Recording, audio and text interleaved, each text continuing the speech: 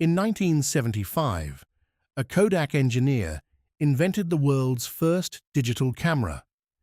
The technology had the potential to change photography forever. There was just one problem.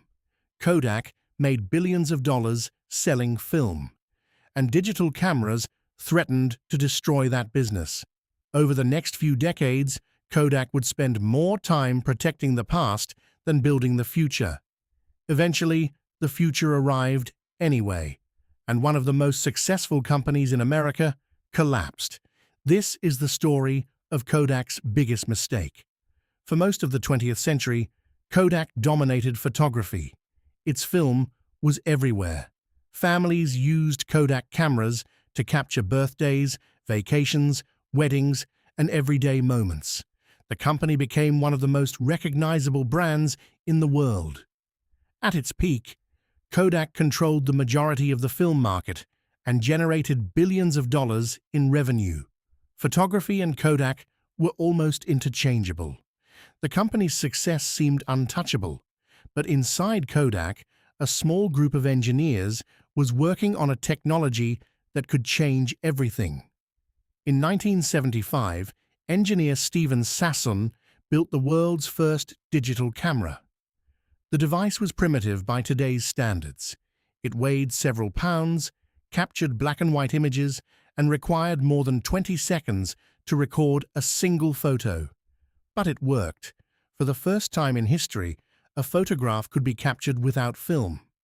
When Stephen Sasson demonstrated the camera to Kodak executives, the reaction was mixed. Some were impressed, others were skeptical. The technology was slow, expensive, and produced low-quality images. One executive reportedly asked a simple question: why would anyone want to look at photographs on a television screen? At the time, it was a reasonable concern. Film was profitable, consumers were familiar with it, and digital photography seemed decades away from replacing traditional cameras.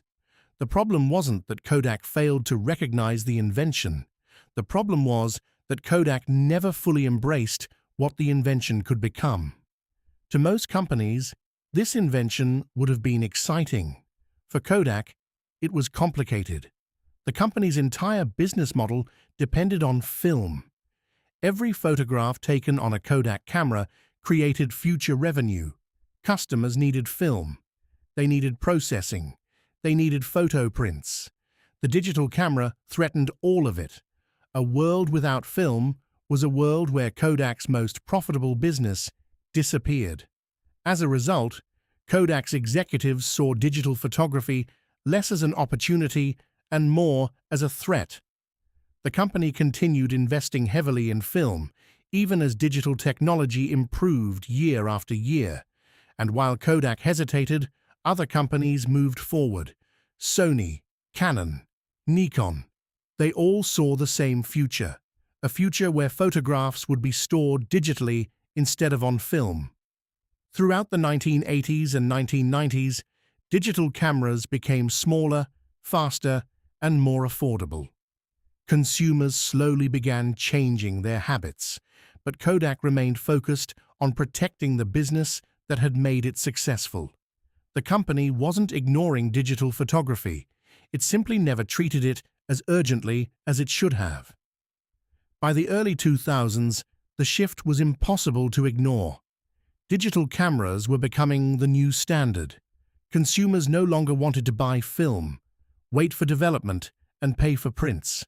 They wanted instant results. Kodak finally began pushing harder into digital products. But by then, the market had changed. The company was no longer leading the future. It was trying to catch up to it. Meanwhile, competitors had spent years improving their technology, building customer loyalty, and expanding their product lines. Kodak had the brand. Kodak had the resources. Kodak had invented the technology, but it no longer had the advantage.